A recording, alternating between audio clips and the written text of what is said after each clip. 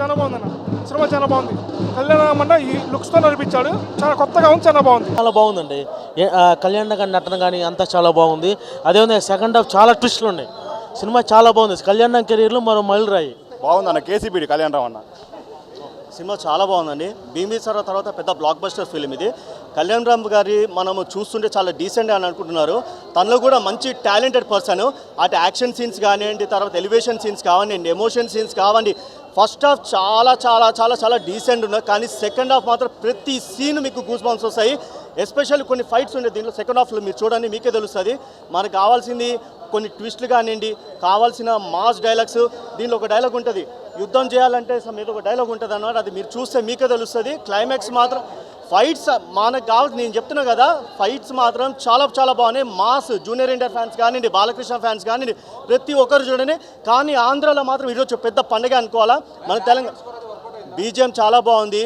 తర్వాత దీంట్లో సాంగ్స్ బాగున్నాయి. కళ్యాణ్ రామ్ పర్ఫార్మెన్స్ కూడా చాలా చాలా చాలా బాగుంది.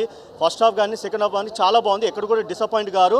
చూస్తే మీకే అర్థమవుతుంది. వీకెండ్ ప్రతి ఒక్కరు ఎంజాయ్ చేయండి. తర్వాత ఇంకోటి మీరు అందరూ వచ్చారు చెప్తున్నా, సినిమా భీంబిసారా నెక్స్ట్ లెవెల్లో కూడా చెప్పాలా. భీంబిసారా అట్లా కూడా నేను తక్కువ నేను భీంబిసారా ఎంత పెద్ద బ్లాక్ బస్టర్ అయిందో, భీంబిసారా తర్వాత మళ్ళీ one of the biggest block buster అని అనుకోవాలా.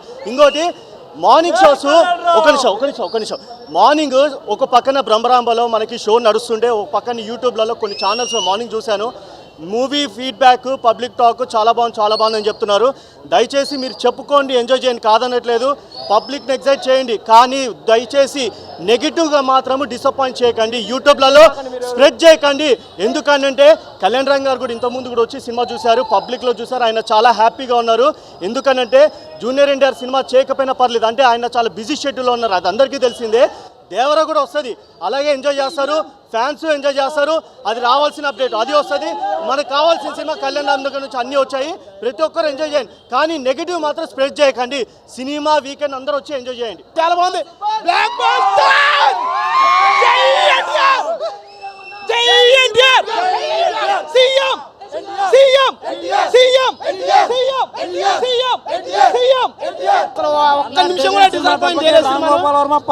సినిమా స్టార్ట్ నుంచి ఎండింగ్ వరకు అసలు డిసప్పాయింట్ అనేది ఒక నిమిషం కూడా చేయలేదు. సినిమా బీజియం కానీ, కళ్యాణ్ అన్న పర్ఫార్మెన్స్ కానీ చింపి పడేస్తాడు.